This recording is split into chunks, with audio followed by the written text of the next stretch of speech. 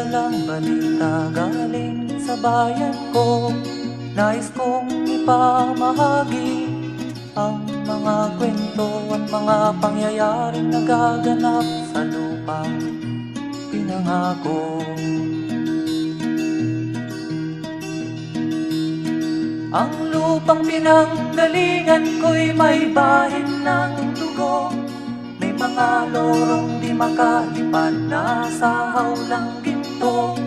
May mga punong walang dahon, mga pusong di makakibo sa mga pangyayaring nagaganap sa lupang pinangako.